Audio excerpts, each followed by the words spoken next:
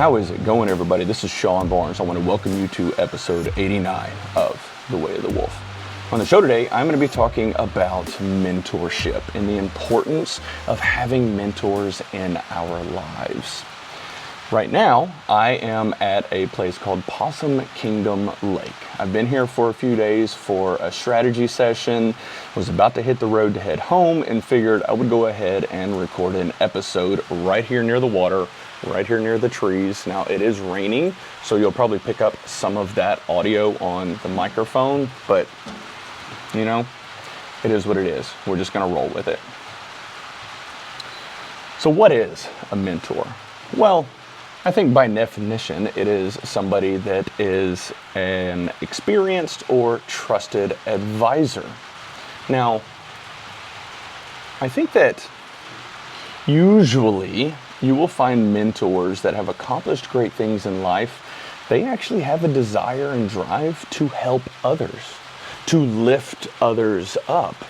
And they do that because they have been there before and they understand how challenging it can be to be trying to scrap and claw your way to the top without any sort of help, without any sort of guidance. And maybe they figured everything out on their own, but there is a high probability that there were a number of people that they had in their lives as mentors to help them along the way. And they want to be able to pass that down and share that knowledge and help other people be successful. I am supremely confident that I would not be where I am today had I not had the mentors that I've had in my life. I still have mentors to this day, but I will note that over the course of my career and life, my mentors have changed. And sometimes that can be difficult to process because we have a tendency to hold them up on this pedestal and think, oh my gosh, they're incredible, they're amazing, they've done all these things, they've helped me grow in so many ways in life. But there are times when we outgrow our mentors, and that can be challenging. That can be really tough. But it's actually a signal of your own growth and your own progression. So let's dive into this. Why would you want a mentor?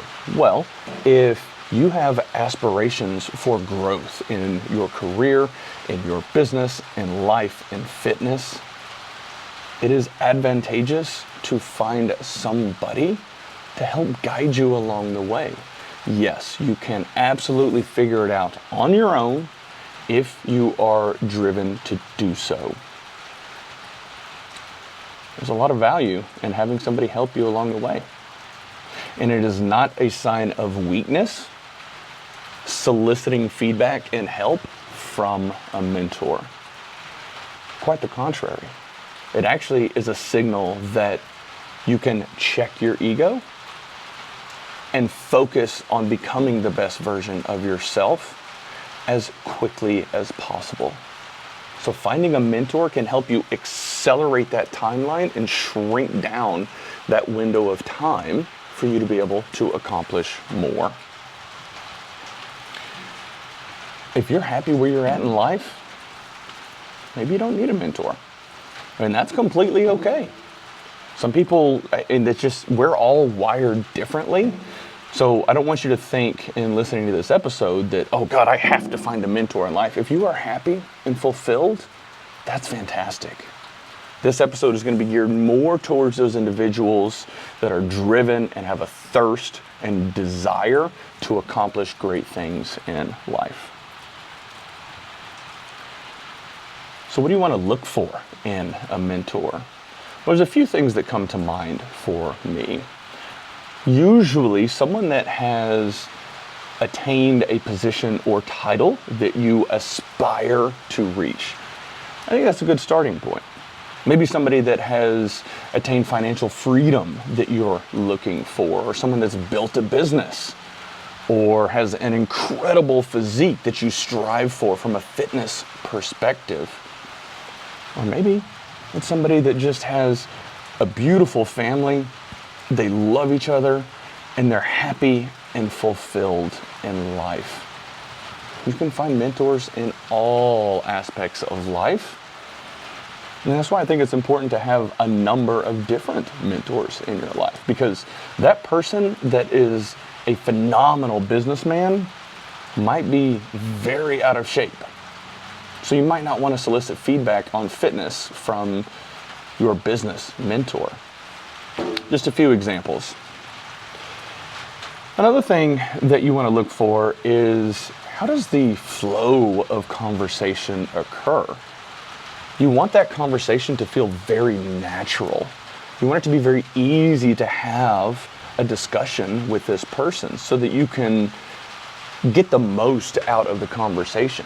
If you find yourself being overly nervous and fumbling your words and they're not able to accurately convey their thoughts, that might not be the best mentor. It's not to say you can't learn something from them, but if you want to extract the most out of somebody, make sure that it's somebody that you can have a good conversation with. I think another thing you want to look for is somebody that has built a strong reputation and brand for themselves. Again, business, fitness, life, financially. These are all things that you want to look for in a mentor because you know that they've been able to accomplish great things.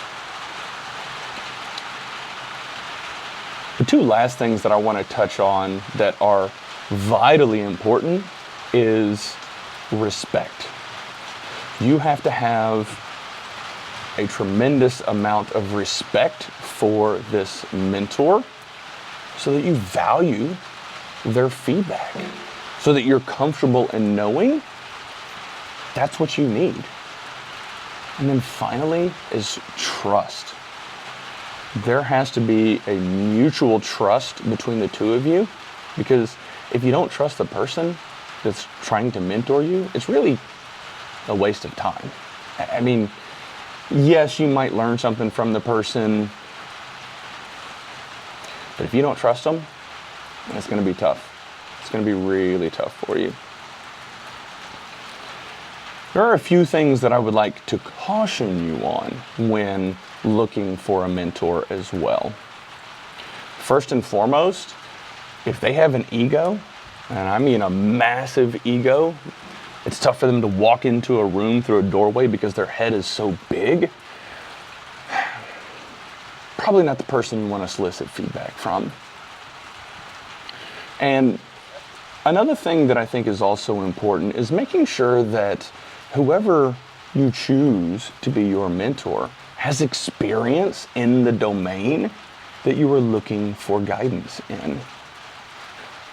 I've seen a lot of coaches and mentors and people that build coaching practices that have no practical experience in the domain that they are coaching or mentoring in.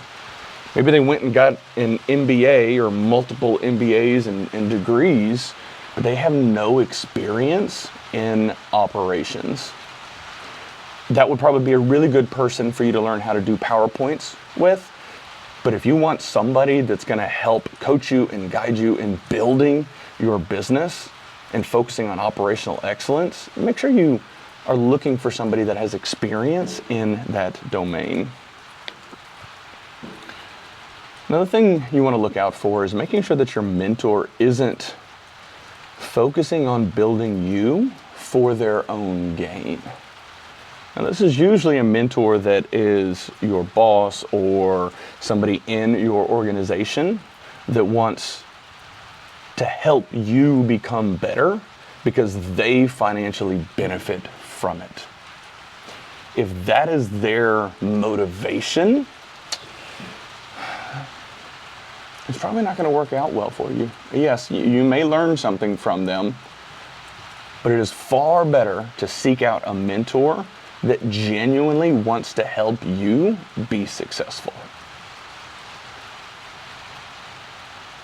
That's one of the things that I will elaborate a little bit on as I think through the people that I coach and mentor on my team. All of my guidance genuinely comes from a place of wanting to help them accomplish great things. And I think perfect example of that is there have been times when one of my employees came to me and had another job offer or had another opportunity. And the conversation was not trying to convince them to stay because I haven't invested so much time and energy in helping them. The conversation was genuinely, okay, let's talk through this. What is best for you in life? What is best for your family? Let's put the company aside. Let's put the team aside and focus on you. What is the best thing for you in life? And talk it out. And if this other job or moving to another state or this other opportunity is better for them, that's what I want. I want them to accomplish the things that they are capable of accomplishing in life. I went down a little bit of a rabbit hole there, but I do think it is very important for you to make sure that the mentor that you choose has good intentions and is not trying to build you up for their own financial gain. One of the most challenging things that I've had to realize over the years in dealing with certain mentors is to avoid putting them up on this pedestal like they are perfect. We are all human. You may have a mentor that you think is the most incredible businessman to ever come out.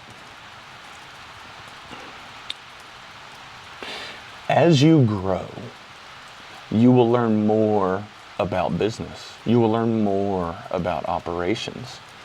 And depending on who this person is, they may be way up here and you're down here, but as you grow and learn and absorb and learn, if they have stalled out and you continue to grow, as you get closer to where they are at, you will start to see, maybe they're not everything I thought they were. You will start to better understand the business and motivators of certain individuals. And maybe they're very financially driven. And you came to realize what their motivations were in building you. This doesn't mean that you have to completely disown them. What it means is that you are growing. You are learning more. And as we move through our journey in our own life and progression in life, there may be times when you surpass and outgrow some of the mentors that you have. And I've struggled with that because I've had so much respect for certain mentors of mine over the years. And after grappling with and processing and overthinking their relationship over the years, I came to the realization that I can still value and respect what they do and appreciate their role in my growth in life and over time. And there's still things that they do, specific traits or actions that they do that I can admire and respect, and I can take little pieces of that and absorb it into me and who I am and help me continue to grow and build my brand and figure out my own leadership style. So while some of these things can be a little bit scary or worrisome to think through, it's important for you to realize that there's still value in those people. That they contributed to your life in a meaningful way at some point in time. And you can respect that and appreciate that and value what they did. But what that also means is it's time for you to step into another room. It's time for you to continue to grow. Don't let the fact that a mentor of yours reached their peak and stalled out slow you down from continuing to become the best version of yourself. Overall, finding a mentor is not a requirement for success. It will absolutely help accelerate your progression in business and in life. So something to think about. If any of you have any questions for me, as always, I am happy to chat, happy to connect. On my social media, I have started refining my message, and I feel like I'm getting a little bit better about having daily content that I'm posting that's motivational or inspirational. I also really value listeners and viewers that send me in thoughts or questions and requests that I can focus on creating content dedicated just to that. I appreciate it because it helps me know that I'm able to add value and help all of you become more successful. All right, ladies and gentlemen, that is all I have. It is raining pretty hard now, and I'm gonna go ahead and hit the road. So y'all have a good one. I am here at Possum Kingdom Lake. Taking a quick walk on the trails. I just recorded a podcast episode focused on mentorship and decided that it would take a little bit of time to hike while it is raining a little bit. I still wanted to get out here and try to hit these trails just because it's such a beautiful area. And I think that it's important in life when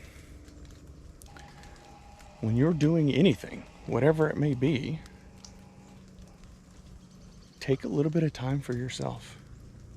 Take a little bit of time to appreciate where you're at.